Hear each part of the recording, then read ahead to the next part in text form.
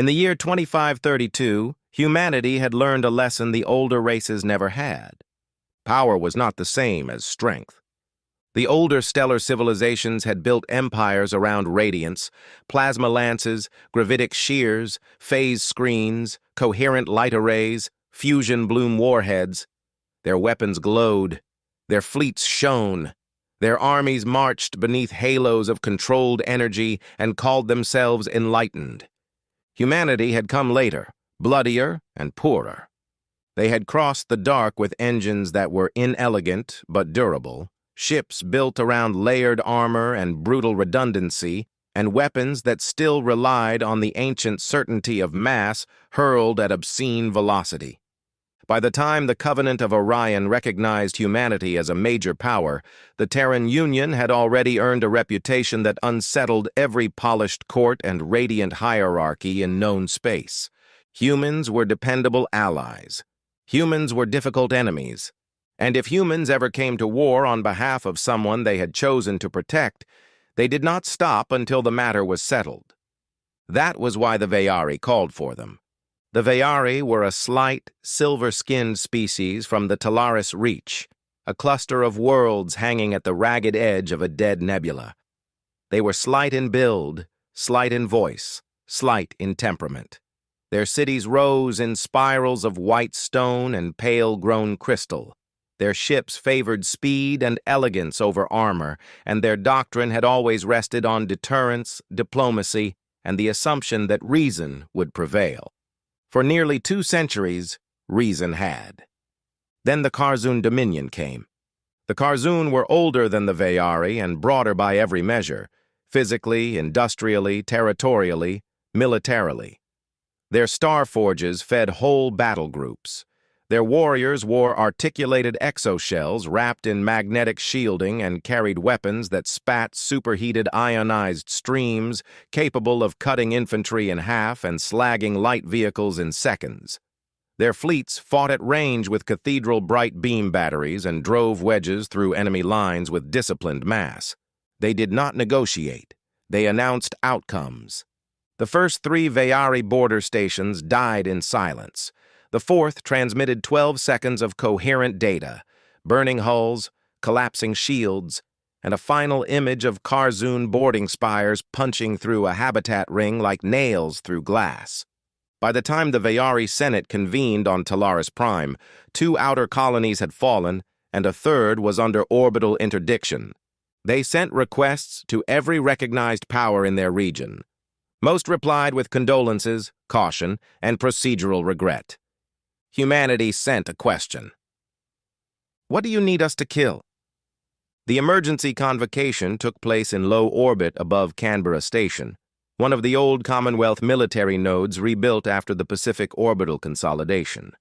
The chamber was functional, matte black and steel gray, with no ornament except the flags of Earth's federated commands mounted along one curved wall. The Veyari delegation stood beneath the blue-white banner of the Terran Union and tried not to stare at the officers gathering around the tactical table. Admiral Helena Ward, Fleet Command, Pacific Defense Group. Born in Perth Dome, Earthside, Australia. Scar along the jaw. Calm eyes. Voice like machined iron. Major General Tomac Mac McCrae, Australian Expeditionary Command. Ground Forces. Air Vice Marshal June Halley, Aerospace Coordination, Commodore Isaac Wren, Logistics and Sustainment, and standing apart from the rest in matte olive-powered assault armor with the helmet mag-locked at his hip, Colonel Aaron Dwyer of the 2nd Australian Special Forces Interplanetary Regiment. The Veyari speaker, Councillor Cyril, bowed with careful precision. Our people request military intervention under Mutual Defense Understanding 732. Ward nodded once. We've reviewed the transmission packets. The Karzun are advancing through the Reach on a decapitation timetable. A glyph-lit display blossomed over the table.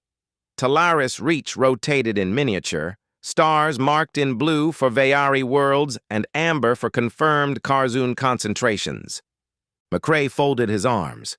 Their pattern is textbook domination warfare.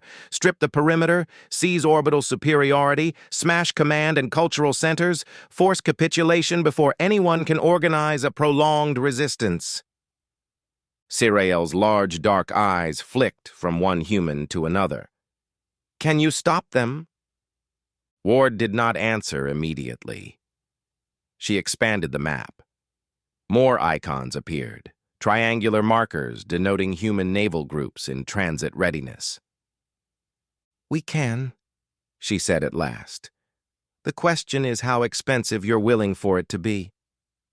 The Vayari delegation exchanged a glance. It was the sort of answer their own admirals never gave. Too blunt, too human. Sirael lifted their chin. Talaris must not fall. Colonel Dwyer finally spoke, his Australian accent broad and dry as the outback. Then it won't. The fleet departed 6 days later.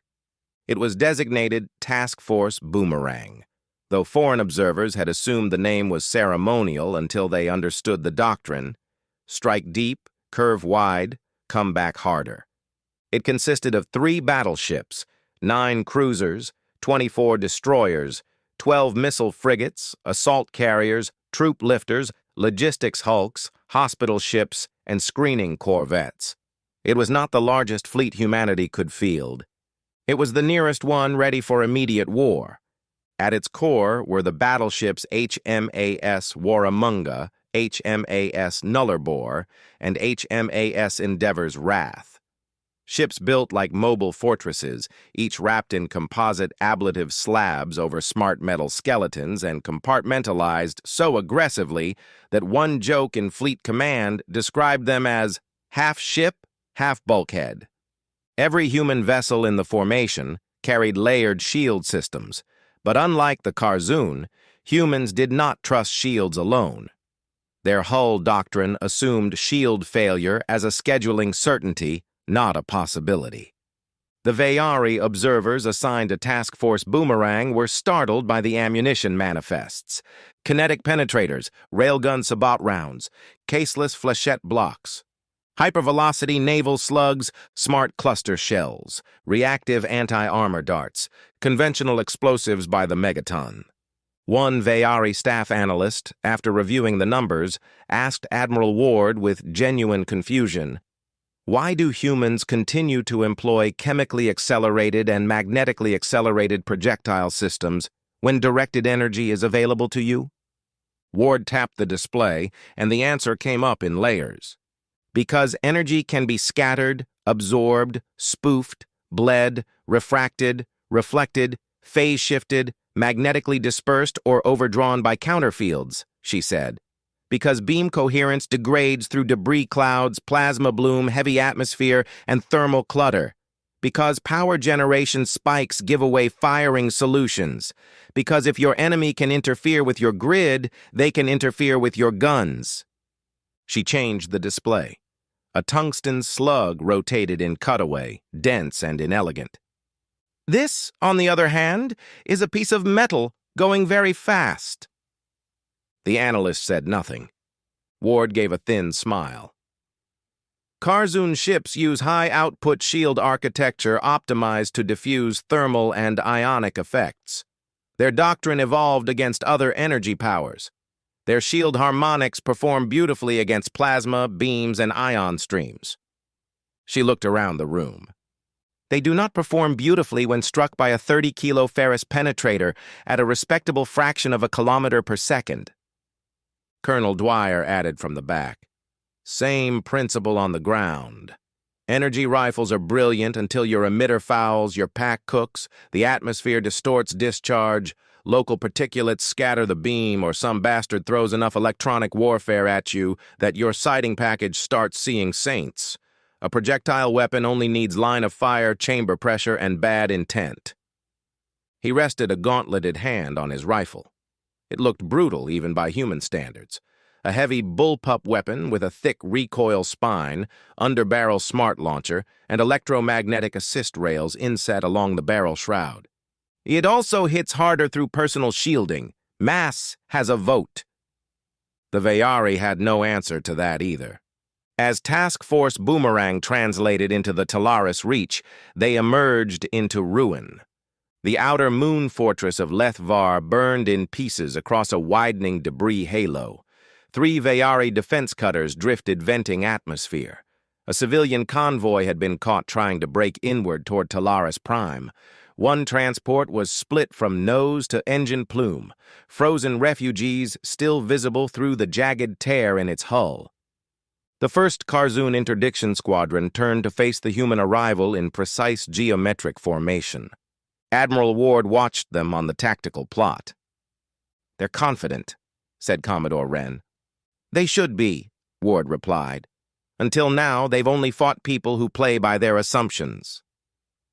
The first battle of Talaris Reach opened at 1.7 million kilometers. Karzoon doctrine called for shield lancing at extreme range, layered energy saturation, then beam convergence, then torpedo spears once the enemy was softened and maneuver channels constrained. Against most fleets, it was devastating. Against the Australians, it produced the opening they wanted. "Radiation bloom increasing," reported a sensor officer. "Enemy beam capacitors charging across the line." Ward stood with one hand behind her back. "Signal all ships. Pattern breaker." The human fleet scattered, not chaotically, not defensively, intelligently. The formation blossomed apart into offset vectors, each ship altering acceleration profiles and thermal signature presentation to complicate beam lock. Decoy pods spit false heat clouds, chaff screens billowed. Autonomous drones kicked outward like sparks from a grinder, each one transmitting spoofed, targeting returns. The Karzoon fired anyway. The void lit white-blue. Coherent beams ripped through the dark, spearing where the human van had been moments before. One destroyer, HMAS Pilbara, caught a grazing strike that sheared off shield layers and opened 2 outer weapon blisters, but the rest of the line survived the first hammer blow. Then the Australians answered. "Main batteries free," Ward said. The battleship Warramunga fired first. Her forward spinal railgun discharged with enough force to flood local sensors with static bloom and recoil compensation flare. The slug crossed the void in silence and hit the lead Karzoon cruiser square across its central shield architecture. The shield did not fail immediately. It deformed. It flared from smooth radiant blue to angry violet, collapsing inward around the impact point like stretched fabric. Then the penetrator punched through. The cruiser broke in the middle. All across the formation, human destroyers and cruisers loosed magnetically accelerated shells, staggered missile buses, and clouds of autonomous attack munitions. Where Karzoon weapons emphasized precision brilliance, the human opening strike emphasized layered brutality. Overwhelm sensors, clutter intercept paths, collapse shield harmonics through mixed threat saturation, then drive mass through whatever remained. Missiles with ceramic stealth skins slipped through the thermal storms caused by Karzoon beam fire. Rail slugs hammered shield nodes. Flak canisters burst into swarms of guided darts that shredded exposed antenna forests and point defense clusters. "Enemy line destabilizing," called Tactical. "Good," said Ward. "Push the cut." Task Force Boomerang did not meet the Karzoon head-on. It bent around them, exactly as its name promised. Australian destroyer squadrons drove at the flanks under heavy acceleration, rolling through debris and beam scatter, then came back inward, crossing the Karzoon formation from the sides with concentrated kinetic fire. The Karzoon responded with discipline worthy of their reputation. 2 human frigates died in the first 9 minutes. HMAS Gascoigne vanished in a blossom of white fire after a beam lance pierced her reactor shielding. HMAS Torrens took 3 ion torpedo strikes and spun away, leaking molten armor and dead bodies. But the Karzoon line was beginning to understand an ugly truth. Human ships did not fight like energy navies. They fought like artillery. Every exchange left debris. Every hit produced shrapnel, tumbling wreckage, expanding clouds of metal, vapor, and burning fragments. The battle space grew dirtier by the second, and the dirtier it grew, the worse Carzoon beam coherence became. Human targeting solutions adapted. Carzoon fire quality degraded. By the 20-minute mark, the void itself was becoming a human ally. Ward saw the shift the moment it happened. "All ships," she ordered, "close to knife range." Even her own bridge crew glanced at her. Knife range in naval combat meant distances where even cripples could kill you. Ward did not blink. "Do it." The Australian fleet surged in. At close range, the Carzoon lost the greatest advantage of their doctrinal energy geometry. Their beautiful ranged kill boxes collapsed into a maelstrom of point defense, unguided wreckage, missile spore, and last-second maneuvering. Human armor took punishment in slabs and sparks. Carzoon shields flashed and overloaded under repeated kinetic hammering. The Nolarbor rammed a disabled Carzoon escort after both ships lost primary drives, crushing through its spine while automated boarding countermeasures spat tungsten hail into the vacuum between hulls. The Endeavor's Wrath fought 3 cruisers at once, her hull shedding armor in incandescent sheets, while her broadside mass drivers reduced one enemy ship to a belt of expanding fragments.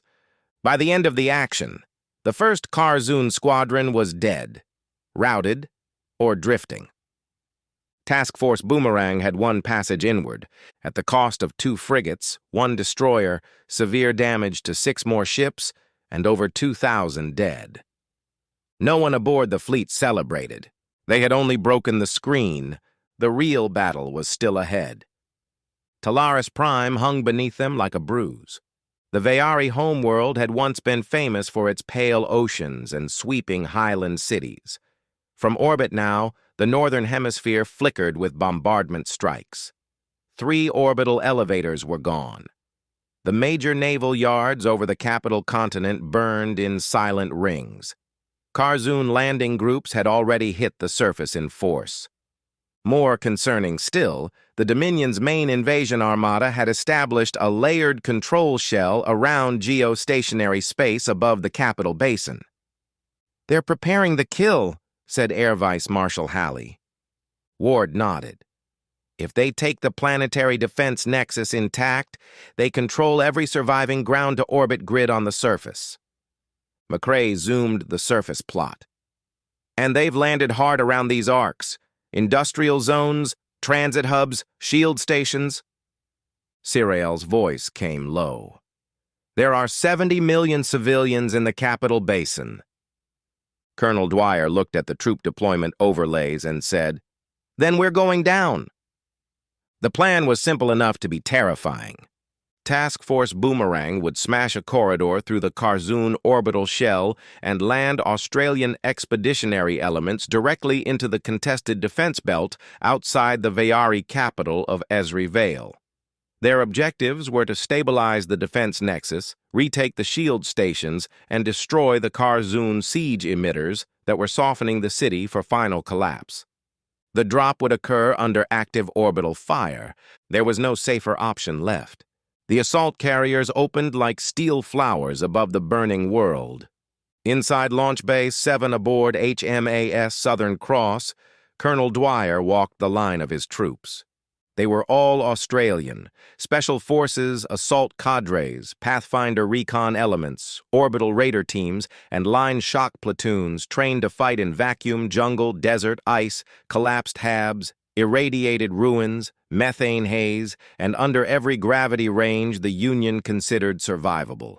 Each wore Mark IX warfighter power armor, thick-plated but mobile, with servo-assisted limb bundles, active recoil compensation, thermal baffling, adaptive camouflage overlays, and a sealed battlefield intelligence mesh that linked squad, platoon, and aerial support into one combat organism. The armor was scarred, practical, and ugly in the way only equipment trusted with human lives ever became. Their helmets were narrow-visored and expressionless.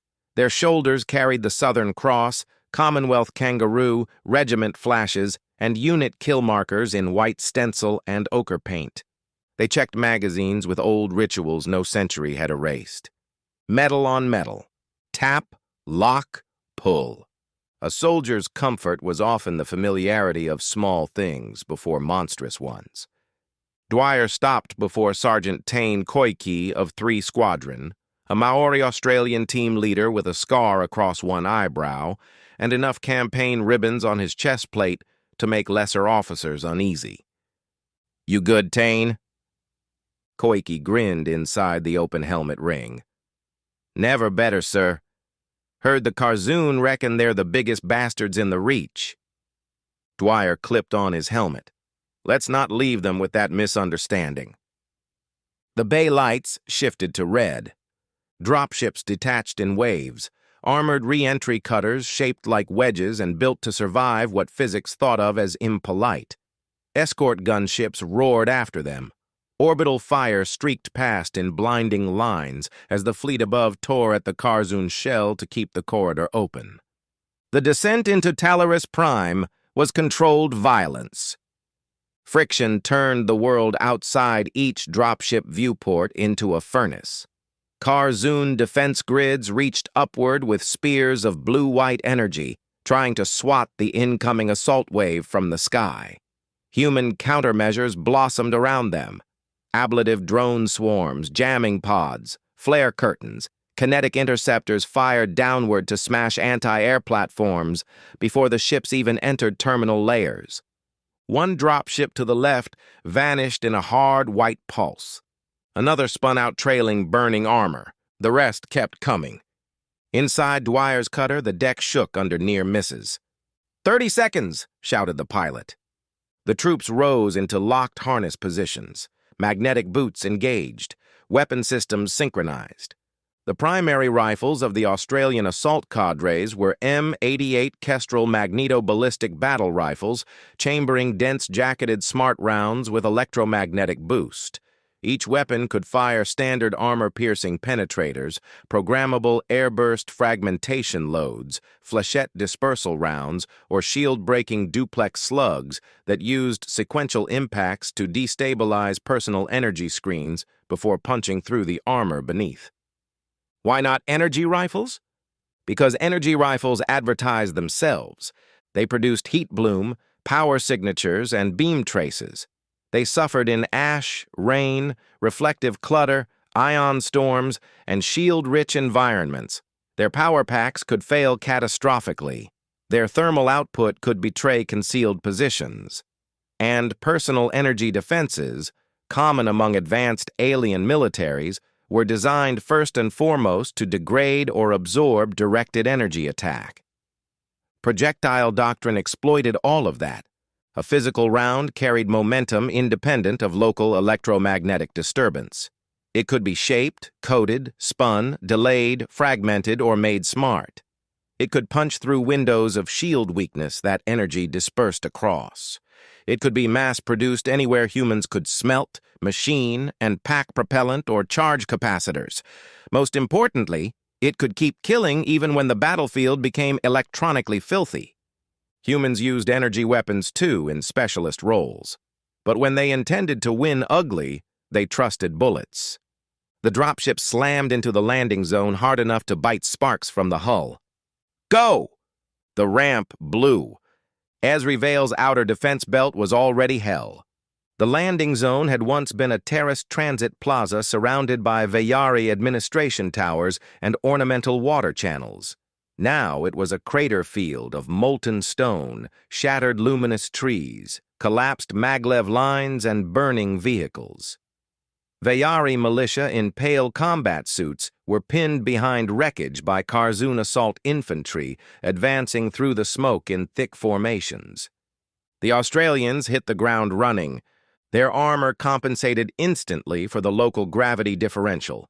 Tactical overlays painted targets, routes, friendlies, and hazard arcs across their visors.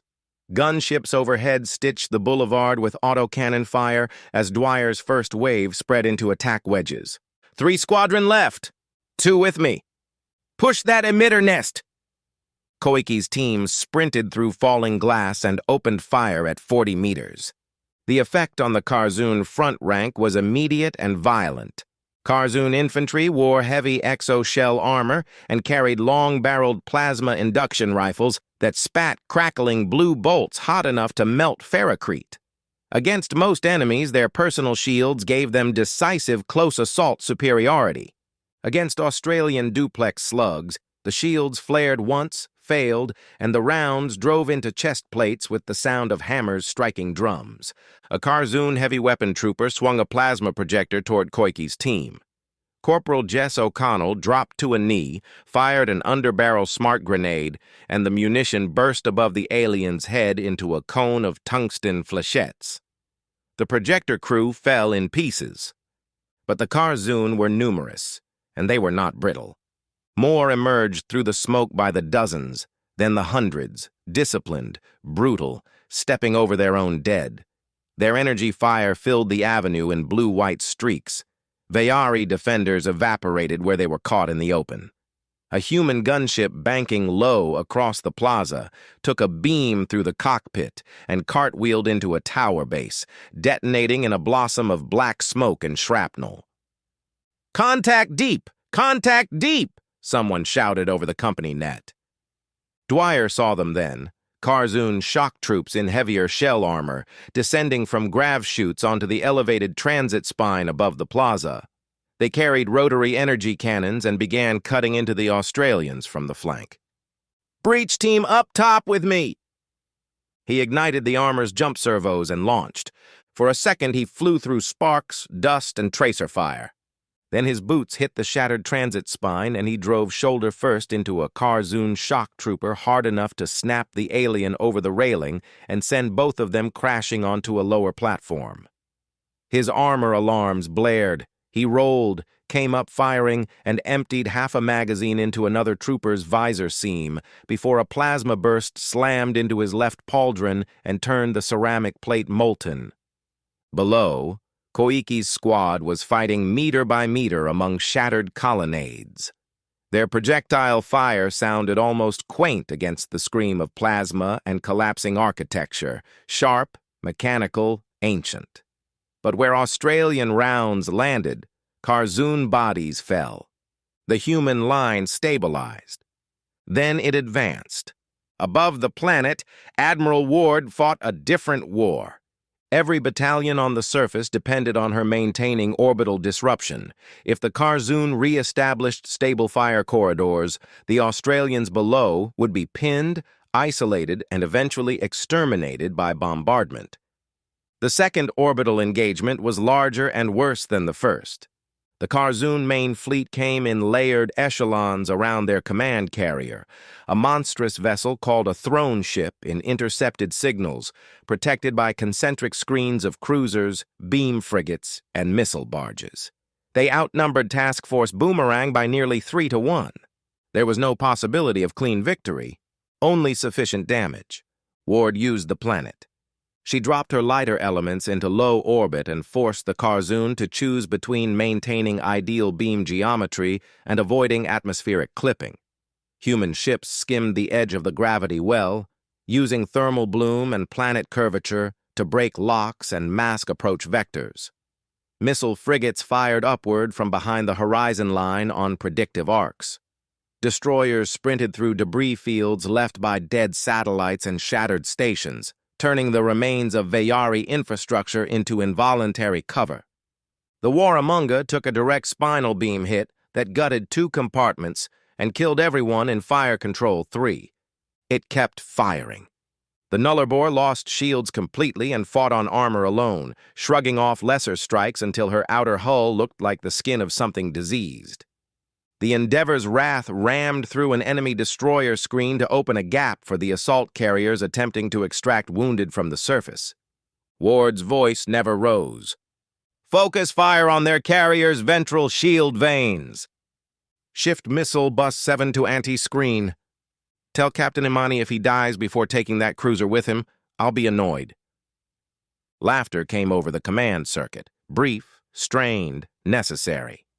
Then the battleship guns spoke again.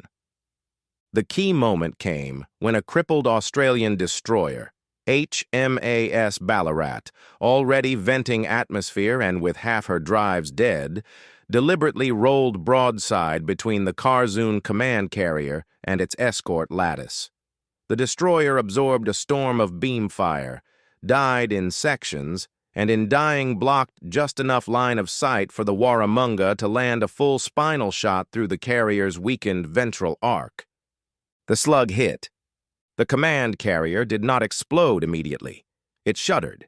Its shield array imploded, and then internal detonations walked its length from bow to stern like a chain of tiny suns. The Karzoon formation faltered. Ward hit them with everything left.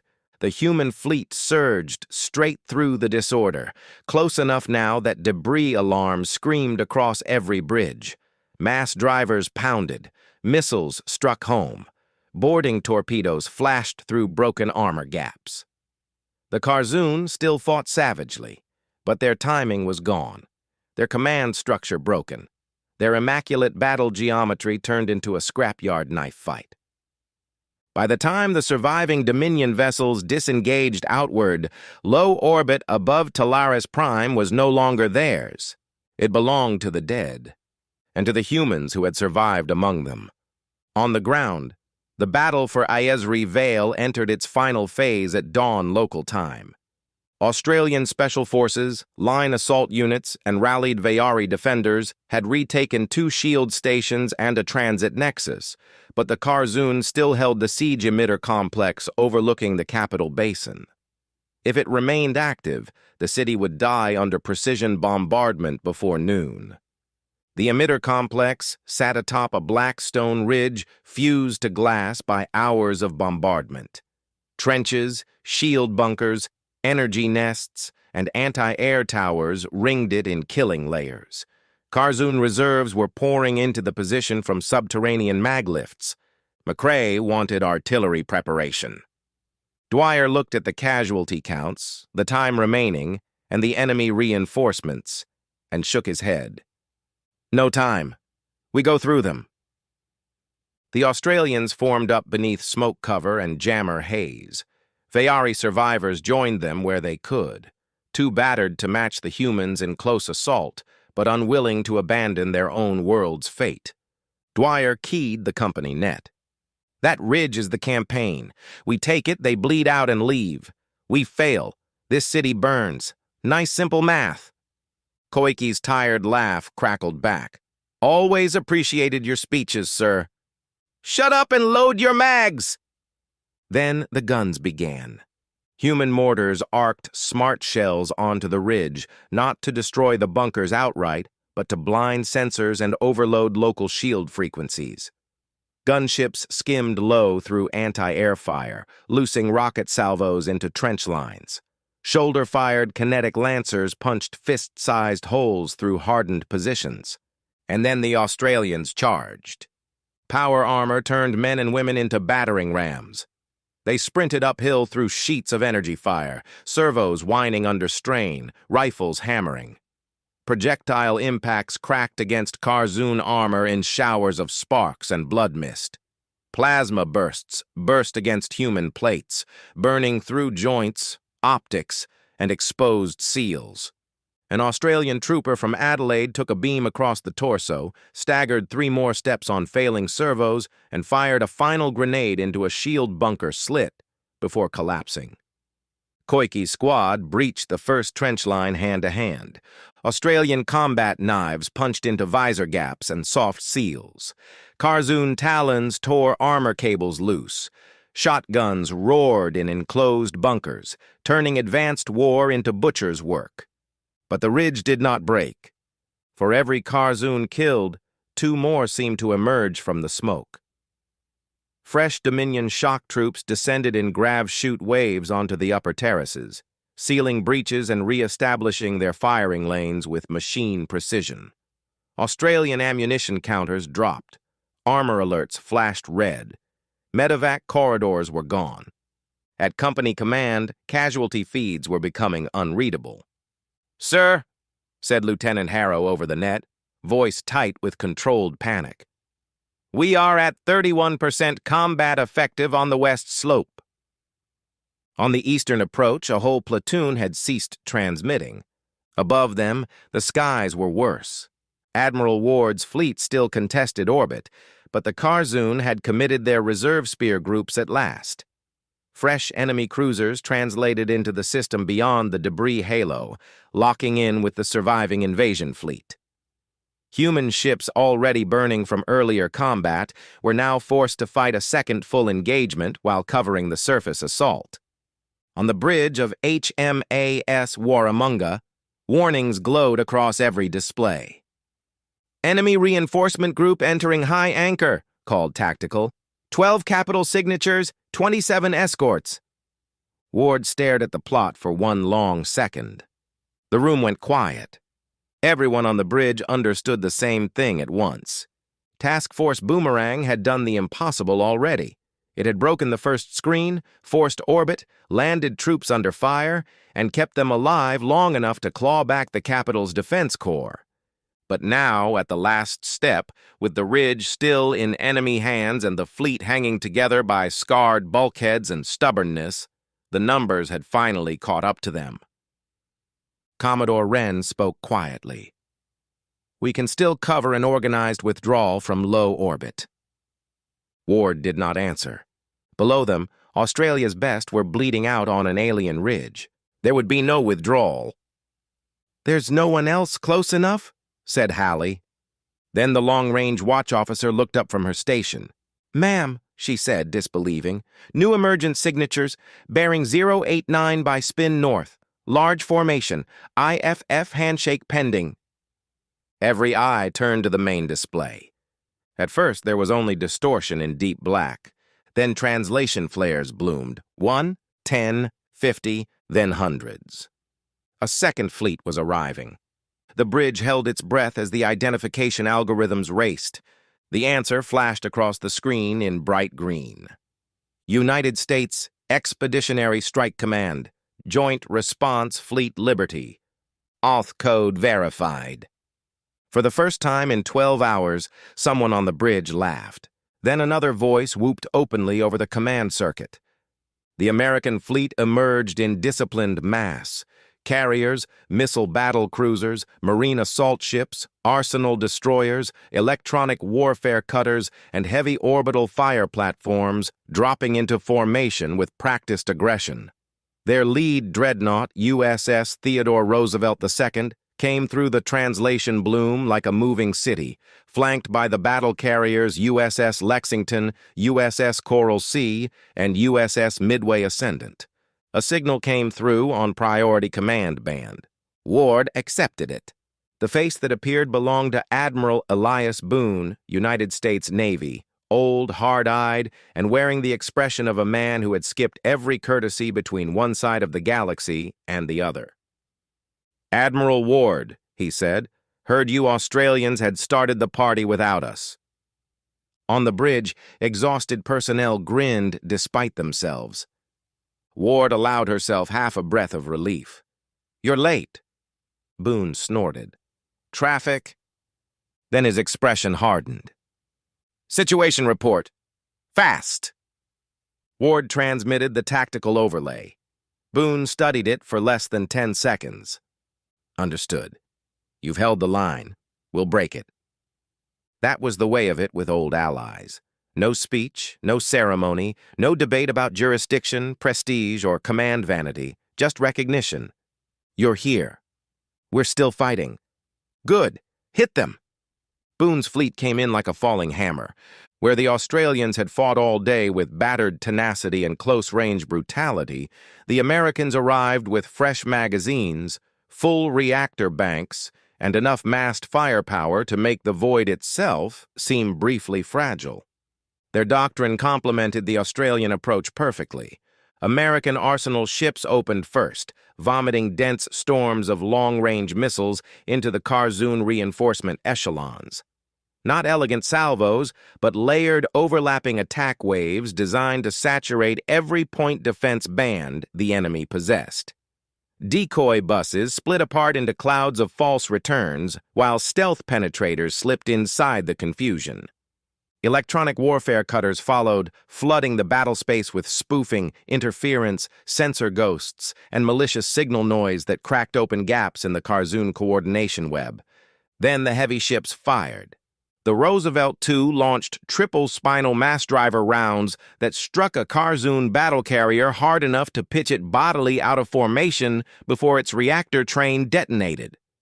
American beam platforms joined in too, not as a doctrinal crutch, but as part of a combined kill chain. Energy weapons stripped surviving shield layers. Kinetic impacts followed and tore into the exposed armor beneath. Missile waves hunted cripples. Human doctrine, whether Australian or American, was not built around preference. It was built around killing efficiency. Ward watched the Karzoon line buckle under the sudden two-front pressure. "Signal all surviving task force boomerang elements," she ordered. "Reform on American breach lanes. We go through with them." What had been a desperate holding action became, in minutes, a coordinated counteroffensive. Australian destroyers, half-ruined but still lethal, surged back into the fight on vectors opened by American barrage corridors. The Warramunga and Roosevelt, two concentrated fire on the same enemy command cluster, one ship hammering with brutal rail strikes while the other walked precision kill salvos through exposed defensive seams. Karzoon captains tried to recover, but the timing was gone. They had committed everything to crushing the Australians before they could recover. Instead, they had found a second human fleet at their flank. And below, the Australians heard the news. The update hit Dwyer's command net in the middle of a trench fight. "Orbital Command confirms Allied reinforcements on station," came the voice through static. "Repeat, Allied reinforcements on station. American fleet has entered the battle space." For half a second, nobody answered. Then Koike laughed, ragged, disbelieving, feral. "About bloody time." Overhead, the sky changed. Even through smoke and cloud, the soldiers on the ridge could see it. Contrails of falling debris, new lances of fire punching across the heavens. The flicker roll of fleet combat intensifying as fresh human ships joined the slaughter. More importantly, Karzoon orbital fire slackened. Their support windows were being stripped away. Then came the second miracle. American orbital fire control, linked through Ward's command mesh and Vayari surface targeting nodes, began delivering precision tungsten strikes behind the ridgeline. Not on the Australians, not even close. Deep behind, on reserve concentrations, artillery parks, mag-lift exits, and command bunkers the Karzoon had assumed were safe while the Australians were pinned frontally. The enemy reinforcement flow stopped. Then it reversed into panic. Dwyer rose from behind a shattered trench lip, blood running from one sleeve seal, armor blackened and cratered. "Now," he growled into the net. "Push now. All units." The Australians surged again. This time they were not just surviving. They were killing with momentum. American close support gunships entered atmosphere in coordinated hunter flights, larger and heavier than the Australian craft already on station, their rotary cannons and smart rockets smashing Karzoon hardpoints as Australian troops exploited each breach seconds later. Vayari defenders rallied behind them, their own lighter weapons suddenly effective now that the Karzoon shield network was collapsing under multi-domain pressure. Koike's squad stormed the second trench line and rolled it from the flank. On the western slope, Harrow's reduced platoon planted breaching charges through an anti-air bunker complex and opened a route for Australian heavy exo troops. At the ridge crest, Dwyer reached the command terrace just as 3 Karzoon bodyguards emerged from the smoke around a command node, huge in black shell armor and carrying crackling polearms built around contained energy arcs. The fight was close, ugly, and short. Dwyer's first burst dropped 1 when the duplex rounds stripped its shield and punched through the throat seam. The second bodyguard hit him hard enough to crack his visor display. They went down together among broken stone and severed conduit lines. The third drove at him with the polearm raised, and Sergeant Koike shot it through the spine from 10 meters away. "Told you not to die without me, sir." "Still working on it," Dwyer grunted. Ahead stood the siege emitter tower, damaged but still active, arcing blue fire into the clouds. This time, they had enough support to finish it properly. Dwyer marked the target. Australian heavy gunners locked in from 3 vectors. A pair of American atmospheric strike fighters rolled through the smoke and loosed precision kinetic penetrators on his signal. The tower vanished in a collapsing storm of white sparks, metal fragments, and exploding shield coils. At that same moment in orbit, the combined Australian-American fleet struck the decisive blow. Boone had drawn the Curzon flagship cluster backward under missile pressure. Ward had forced them lower and closer, into debris-thick orbital space where their energy geometry failed them. Together, they executed the kill like veterans who had never actually fought side by side before, yet somehow had always known how. American electronic warfare blinded the flagship escorts. Australian destroyers punched in from the flanks. The Roosevelt II stripped the flagship's dorsal shielding with beam and missile saturation. The Warramunga drove a spinal round through its heart. The Curzon flagship split open in orbit above Talaris Prime, burning so brightly that soldiers on the ground stopped for an instant to stare. Then the remaining Dominion resistance broke. Some ran, some fought to the death. Some tried to withdraw into high orbit only to be cut apart by human pursuit groups that had no intention of letting them regroup and return. By evening local time, the Curzon invasion of Talaris Prime had ceased to exist as a coherent military operation. The Australians had held, the Americans had arrived, and together, humanity had broken the Dominion. 3 days later, under a sky still scarred by the fading trails of orbital wreckage, the Veyari held a ceremony in the shattered central plaza of Esri Vale. Admiral Ward stood in scorched dress, black, with one arm in a sling. Colonel Dwyer stood beside her, bandaged, pale, and exhausted. Not far away stood Admiral Boone, massive in dark naval uniform, expression unreadable except for the pride in his eyes whenever he glanced toward the battered Australian formations. The Veyari speaker, Councillor Siriel, addressed the assembled ranks of surviving defenders. "We believed strength belonged to those who shone brightest," they said. "We believed refinement and power would preserve us. We were wrong." Their gaze swept across both human contingents. The Australians came first. They came when defeat still seemed certain. They held when they should have broken. They bled for a world not their own and bought us time with their dead. A stillness settled over the plaza. Then came the Americans across the dark and into the fire, not to claim glory, but to stand beside their allies and finish what humanity had begun. Siriel bowed deeply. Let the Reach remember this. When the Dominion came with fire, humanity answered with iron. When one human hand began to fail from blood loss and exhaustion, another reached across the stars to take hold beside it. No one spoke for a long moment. Then the surviving Veyari defenders struck the butts of their weapons to the stone in unison. Once, twice, 3 times. It echoed across the broken plaza like a heartbeat. Later, historians would write of shield harmonics, orbital geometry, coalition doctrine, and the integration of Australian expeditionary shock forces with American reinforcement strike groups. They would analyze projectile supremacy in shield-dense combat environments and debate the decisive significance of human combined arms adaptability. All of it would be true. But the real answer was simpler.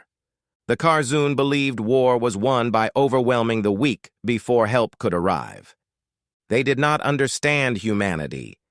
Humans came when called. Humans held when outnumbered. And when one of their own was still standing in the fire, others crossed the stars to stand with them.